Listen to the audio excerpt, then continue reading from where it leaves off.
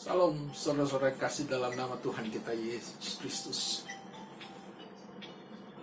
Di hari yang bahagia ini, kesempatan hidup yang Tuhan berikan, saya akan membawakan renungan yang cukup menggelitik, menggugah kehidupan kita. Berjudulkan pergaulan menentukan kehidupan. Saya ulang lagi, pergaulan menentukan kehidupan. Karena mengapa saya membawakan firman ini? Karena pada hari ini kita lihat banyak orang di hari tuanya, setelah dia tua, dia baru menyesali kehidupannya. Dia bergaul salah. Sebagai hamba Tuhan sering melayani banyak orang. Pak Pendeta, saya salah bergaul selama ini dan akhir hidup saya seperti ini. Begitu juga waktu saya melayani di penjara-penjara. Saya juga menghadapi banyak orang Kristen ya, menyesali kehidupannya.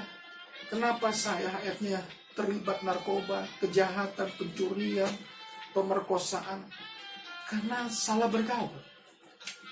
Dan saya juga melayani banyak anak-anak Tuhan yang drop out. Bukan karena tidak ada uang dari sekolahnya, dari studinya. Karena salah bergaul. Salah bergaul. Dia menyesali teman-temannya sudah menjadi orang yang sukses. Sementara dia gagal dalam kehidupannya karena pergaulan. Nah, hari ini kita mau belajar firman Tuhan yang menjadi landasan, yaitu Kejadian 6 ayat 9. Kejadian 6 ayat 9. Nuh bergaul dengan Tuhan menjadikan hidupnya benar. Saya ulang lagi, Nuh bergaul dengan Tuhan menjadikan hidupnya benar. Kejadian 6 ayat 9. Inilah riwayat Nuh. Nuh adalah seorang yang benar dan tidak bercela di antara orang-orang sezamannya. Dan Nuh itu hidup bergaul dengan Tuhan. Bergaul dengan Tuhan. Ini kunci. Nuh itu hidup bergaul dengan Tuhan. Padahal zaman itu zaman yang rusak. Anda bayangkan zaman itu zaman yang rusak. Zaman yang becak moralnya. Terjadi hubungan sesama jenis, lesbian dan gay, homoseksual. Perkawinan silang, perkawinan campur. Yang mana Tuhan tidak suka ada perkawinan campur. Nah, pada saat itu Tuhan marah. 100 tahun. Nuh diuji, dihina, diledek. Karena pergaulan pada zaman itu zaman yang rusak, becak moral tadi seperti saya katakan. Tapi Nuh bergaul dengan Tuhan. Dia hidup bergaul dengan Tuhan. Hari-harinya penuh dengan Tuhan. Dia tidak terkontaminasi dengan orang sezamannya. Coba Anda bayangkan. Nuh itu tetap bertahan. Itu kan perjuangan iman yang tidak mudah bagi saya. Tidak mudah. Di dalam zaman yang bejat moral. Di zaman yang rusak seperti itu. Nuh tetap berjuang dalam imannya, percaya kepada Tuhan. Dia hidup benar, dikatakan. Inilah riwayat Nuh. Nuh adalah seorang yang benar dan tidak bercela di antara sezamannya. Tidak bercela. Makanya saya mau katakan, jadilah orang-orang yang seperti Nuh. Dunia ini jahat, saudara. Ya, banyak godaan. Nah, Nuh itu mampu dalam mempertahankan, berjuang dalam imannya, percaya kepada Tuhan. Dia tidak mau bergaul dengan orang-orang yang rusak. Sebagai hamba Tuhan mengajak saudara untuk hidup seperti itu. Bergaul dengan Tuhan. Ya, bergaul dengan Tuhan. Nah, tadi saya katakan banyak orang yang masuk penjara dan salah bergaul. Banyak orang yang drop out karena salah bergaul. Ada yang hari tuanya pensiun, dia stres, depresi karena salah bergaul. Ya. Nah, saya ambil kenapa begitu? Satu ayat, Ayub 31 ayat 5. Ayub 31 ayat 5, apa dikatakan? Jikalau aku bergaul dengan dusta, jika aku bergaul dengan dusta, atau kakiku cepat melangkah ke tipu daya. Jadi kalau kita bergaul dengan pendusta, kita juga akan ikut jadi pendusta. Ini contoh, ini ambil saya satu contoh. Jika kita bergaul dengan orang pembohong, kita jadi orang pembohong. Jika kita berdekat dengan orang penipu, kita juga akan menjadi terkontaminasi jadi penipu. Jikalau katanya. Tapi Ayub tidak mau. Ayub tidak mau, saudara. Oleh karenanya saya mengingatkan bagi kita semua, mari kita jadi anak-anak Tuhan yang tidak terkontaminasi dengan kondisi, situasi. Ya, kita harus berhati-hati melihat teman yang kita gauli. Siapa dia? Bagaimana kehidupannya? Jangan asal sembarang kita memilih teman. Ini mempengaruhi, menentukan hidup. Tadi saya judul, pergaulan kan menentukan kehidupan. Tadi, dia bergaul dengan Tuhan, menghasilkan hidup yang benar dan tidak bercela. Tetapi, ayat 31 ayat 5, jikalau aku bergaul dengan pendusta, aku pun jadi melakukan tipu daya. Orang yang suka bohong, pencuri, ya, penjahat. Jadi harian ini banyak kan? Ya, banyak. Saya pernah punya HP, dihacker, ya, medsos dihacker, minta duit, seolah-olah saya minta duit. Ya, ada yang mengaku begini, ada yang mengaku begitu. Ya, mengatasnamakan saya, meminta uang, pada akhirnya minta uang. Nah, itu kan orang-orang yang penipu. Anda mendapat menjadi pemenang. Dan itu bukan yang katakan bukan orang yang bukan Kristen. Ada yang tertangkap waktu itu di polisi. Mereka adalah orang-orang Kristen. Ya, orang-orang Kristen. Anda bayangkan. Dan saya juga melayani penjara. Melihat orang-orang seperti itu juga melakukan seperti itu. Dan saya tanya, kenapa kau masuk penjara? Karena menipu. Kenapa kau menipu? Karena pergaulan. Karena pergaulan rusak. Karena dia drop out sekolah. Dia pikir dia nggak bisa cari makan. Akhirnya mau cari gampang, dia hari menipu. Saudara, pergaulan itu sangat menentukan kehidupan sekali lagi. Ya, kalau kita bergaul sama penipu, pendusta, pembohong, kita pun akan terkontaminasi. Yang berikutnya, saudara. Amsal 13 ayat yang ke-20. Bijak jika bergaul dengan orang bijak. Nah ini, siapa bergaul dengan orang bijak menjadi bijak. Tetapi siapa berteman dengan orang bebal menjadi malang. Nah ini, dilihat. Kalau kita bergaul dengan orang yang bijak, yang pandai, yang smart, ya, kita akan ikut terkontaminasi dengan kebijakannya. Saudara, saya ingat papa saya almarhum waktu kecil. Ya, dia mengajarkan saya. Dan setiap hari saya membaca Kompas, harian Kompas. Saya membaca riwayat hidup, biografi daripada seorang yang sukses. Saya masih ingat itu. Dan saya masih kecil sudah membaca semacam jurnal, magazine, majalah, yaitu The Reader's Digest. Saya disuruh baca, masih kecil, SD. Saya disuruh baca itu. Baca majalah Tempo. Ya, saya bergaul dan saya tanya, kalau orang ini nggak mengerti, almarhum papa saya menjelaskan itu. Apa ini dan apa itu dan siapa dia. Kenapa dia bisa sukses. Saya masih ingat kesuksesan biografi, saya baca dan saya harus mengenal. Dan akhirnya kita menjadi terkontaminasi, terempartasi. Ya, apa yang dia lakukan, kebijakan-kebijakan sehingga dia sukses hidupnya itu terkontaminasi. Ya. Tetapi dikatakan, tetapi siapa berteman dengan orang bebal menjadi malang. Nah ini kebanyakan. Ya, saya ini hamba Tuhan, sering melayani umat ya. Orang yang biasanya bebal, keras kepala, ya umumnya, ya energinya bukan positif. Nah, akhirnya jadi negatif dan malang kehidupannya. Ya, orang keras kepala itu kalau nggak diperintah dia nggak mau. Bagaimana dia bekerja, punya prestasi?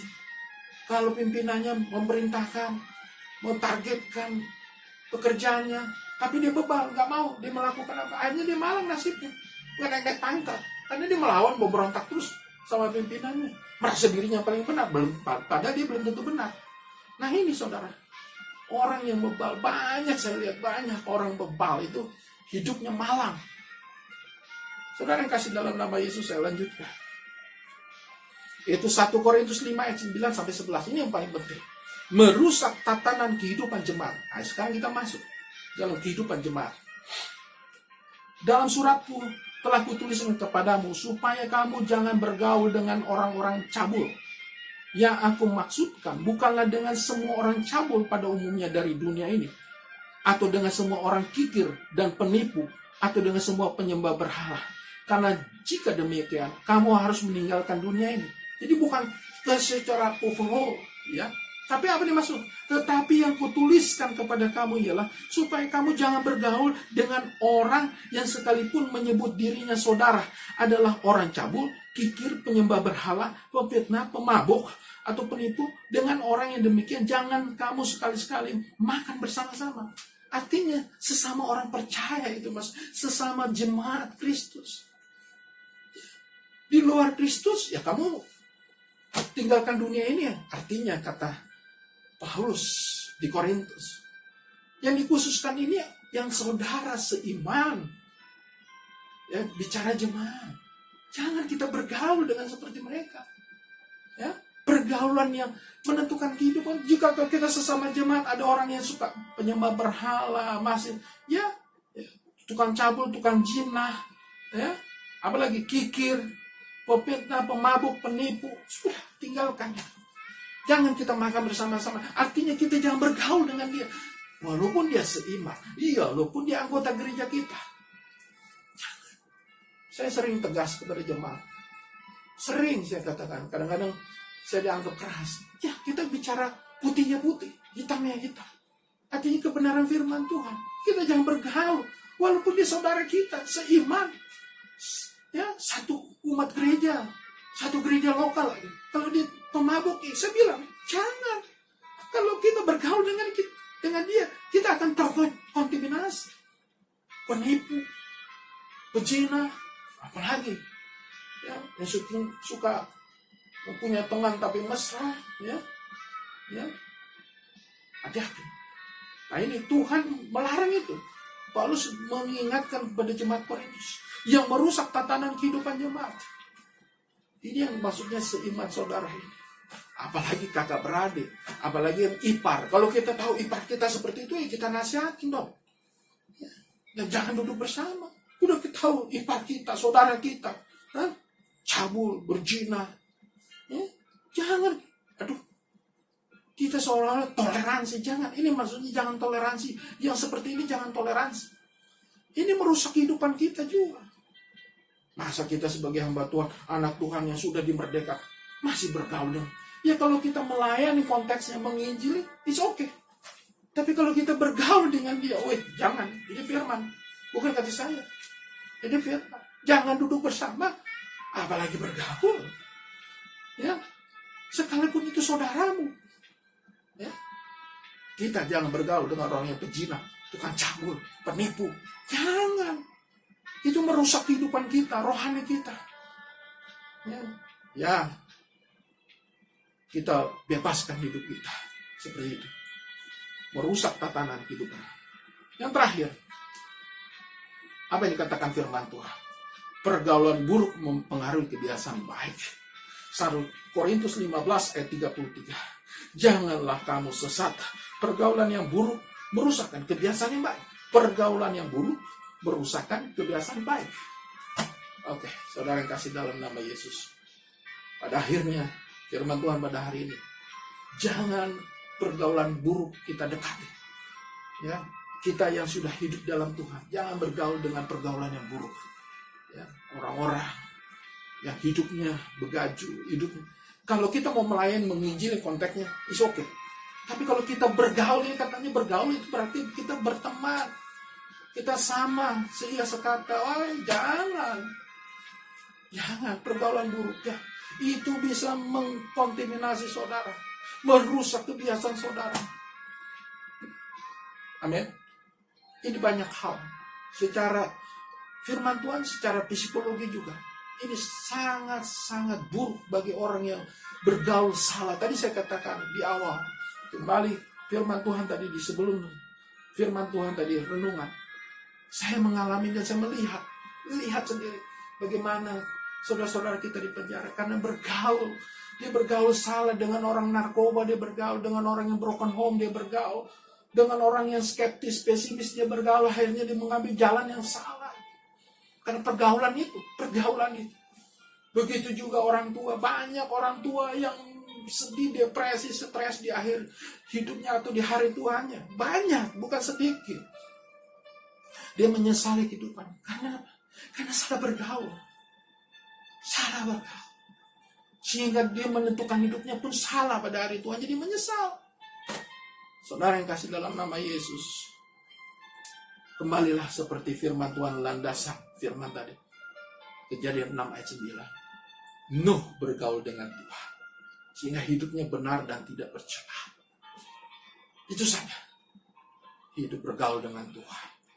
Sehingga kita tahu norma-norma kebaikan, norma-norma kebenaran. Sehingga kita tahu apa yang menjadi hukumnya Tuhan, larangannya Tuhan, apa yang menjadi kehendak Tuhan. Sehingga kita mengerti jalan-jalannya Tuhan. Sehingga kita tidak tersesat. Dan akhirnya seperti tadi kesaksian saya, tidak masuk penjara, tidak merugi di hari tuanya. Dan dia hidup akan senang kalau dia bergaul dengan Tuhan. Nuh pada akhirnya di hari tuanya dia senang.